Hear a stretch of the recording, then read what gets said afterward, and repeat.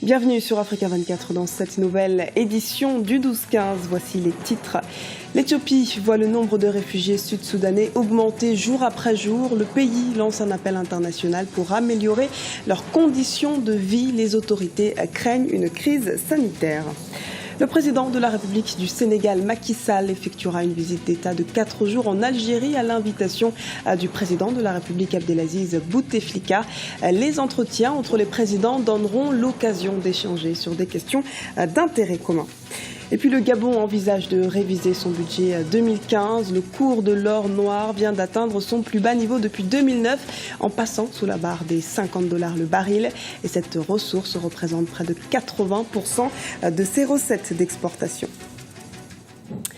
Mais avant de développer ces titres, le sommet des présidents de l'Afrique australe et de la région des Grands Lacs est annulé. La question des rebelles rwandais dans l'est de la République démocratique du Congo devait être abordée à Luanda, en Angola, cette semaine.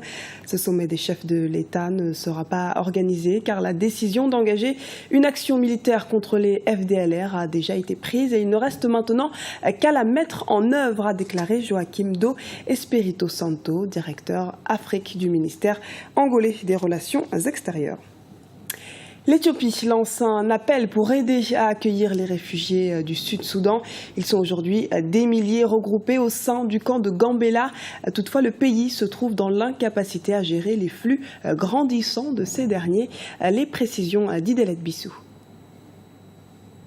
Il lance un appel à soutien pour aider à accueillir les réfugiés du Soudan du Sud. L'instabilité politique au Soudan du Sud a créé une crise humanitaire sévère qui met plus de 5 millions de personnes en besoin d'assistance essentielle. Beaucoup ont fui pour se réfugier dans les pays voisins. L'Éthiopie, qui voit le nombre de réfugiés augmenter jour après jour, lance un appel international pour améliorer les conditions de vie des réfugiés. Le nombre de réfugiés a augmenté. Ça crée la pression sur les ressources locales, sur l'environnement et sur tout le reste. Cependant, c'est un défi à relever. Nous n'avons pas de choix en Éthiopie à part offrir l'accueil à ces déplacés de guerre des pays voisins, parce que c'est dans le besoin qu'on reconnaît ses vrais amis. Nous avons besoin d'une solution rapide pour aider les réfugiés à se soigner. Ils viennent du Soudan du Sud et ont trouvé refuge en Éthiopie. Plus de 2000 personnes sont dans les camps de réfugiés dans l'attente d'une aide humanitaire. Le gouvernement éthiopien, les volontaires et les services sociaux ont besoin de plus de ressources humanitaires et matérielles pour satisfaire la forte demande. Nous avons besoin de plus de ressources pour être en mesure de fournir aux réfugiés le type d'aide dont ils ont besoin en tenant compte de leurs intérêts à long terme. Nous travaillons pour aider les réfugiés à rentrer chez eux et à se reconstruire. L'Éthiopie fait partie des économies les plus dynamiques du continent. Le pays accueille déjà des milliers de réfugiés en provenance de la Somalie. Avec l'afflux des citoyens sud-soudanais dans le camp de Gambela à l'ouest du pays, l'Éthiopie abrite aujourd'hui plus de réfugiés que les autres nations du continent. Les casques bleus intensifient les patrouilles au Sud-Soudan. Théâtre de violents affrontements depuis un an, le pays traverse une crise politico-sécuritaire majeure. Et pour un retour progressif de la paix, les forces onusiennes veulent renforcer leur présence afin de dissuader les éventuels troubles. Idelet Bissou. Un an après le début du conflit au Soudan du Sud, les casques bleus des Nations Unies multiplient les patrouilles. Malakal, qui a été le théâtre de plusieurs affrontements violents entre forces gouvernementales et rebelles, est relativement calme depuis quelques mois. Le gouvernement affirme avoir le contrôle de la ville. Nous avons réussi à faire revenir un sentiment de normalité dans la ville. Mais il y a encore un long chemin à parcourir. Au début de la crise, les populations de Malakal avaient vraiment peur de sortir du camp des déplacés. Maintenant, avec l'arrivée des alliances gouvernementales, les choses reprennent dans cette ville. Depuis le début des tensions politiques, plusieurs concertations pour le dialogue se sont succédées, mais toutes semblent avoir échoué. Les combats ont repris en décembre dernier dans le jeune État qui a proclamé son indépendance en 2011. L'accord de cessez-le-feu, fréquemment rompu, laisse place à une impasse politique dans le pays.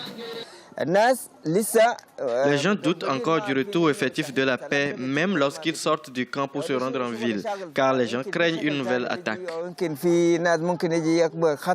Depuis le début du conflit au Soudan du Sud, 10 000 personnes ont été tuées. Cette crise politique a poussé plus d'1 million de citoyens à fuir le pays et exposé près de 11 millions de nationaux à la famine et à la précarité.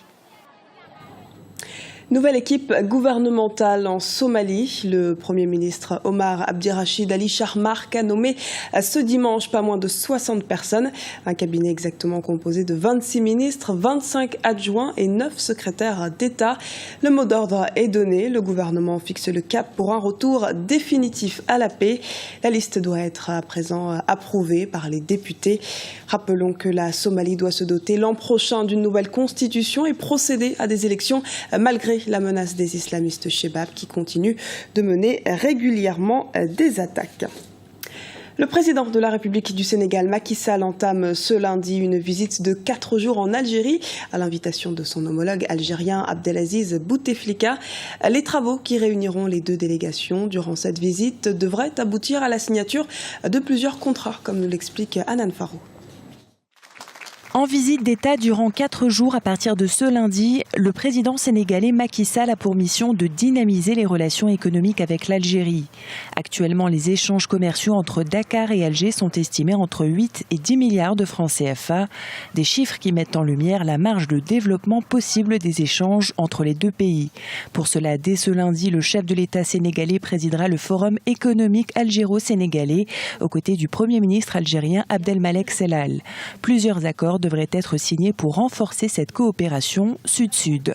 Sur les domaines précisément de l'énergie, sur le gaz et le pétrole, de l'enseignement supérieur, de la recherche scientifique et aussi, je pense, à un axe de politique qui est nouveau au Sénégal, qui recoupe donc la politique publique de Macky Sall de moderniser les daras au Sénégal, et je pense que l'Algérie aussi sur ce domaine-là a un savoir-faire, un recul.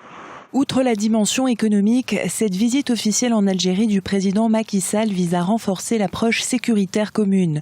Le rôle de l'Algérie dans les efforts de paix au Mali et en Libye sera au centre des discussions entre Macky Sall et son homologue algérien Abdelaziz Bouteflika.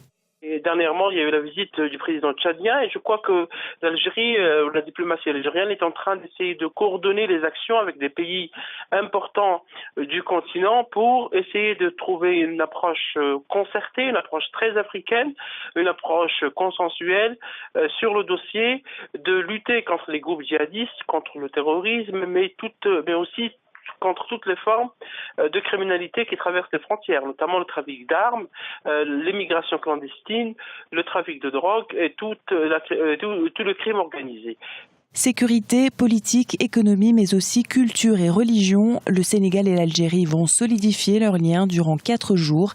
Cette visite historique d'un président sénégalais en Algérie va permettre à Alger de conjuguer sa stratégie de diversification économique avec le continent. La chute des cours du pétrole va-t-elle entraîner une révision du budget du Gabon pour l'année 2015 ?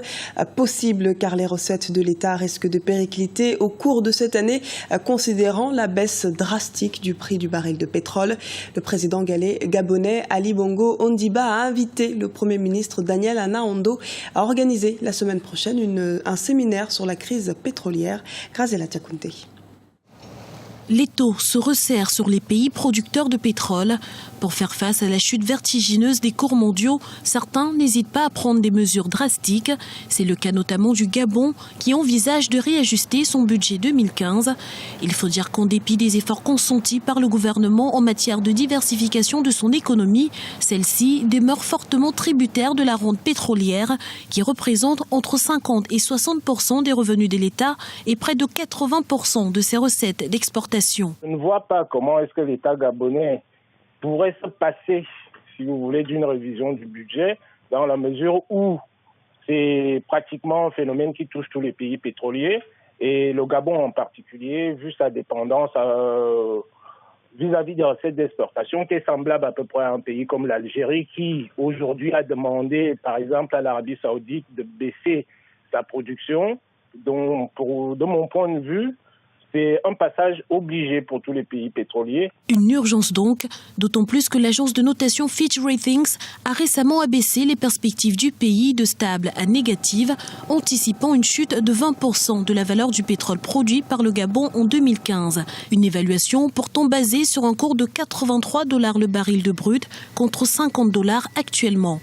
La poursuite de la conjoncture pétrolière défavorable, dont certains experts estiment qu'elle pourrait durer plus longtemps que prévu, appelle du gouvernement une gestion prudente pour garantir la stabilité macroéconomique. Pour rappel, le projet de loi de finances 2015 du Gabon, arrêté en octobre 2014, prévoit un budget de 3 188,7 milliards de francs CFA. Ce journal a été réalisé par l'ensemble de la rédaction. Nous vous remercions pour votre fidélité. À retrouver dans un instant une nouvelle édition de l'actualité sur Africa 24.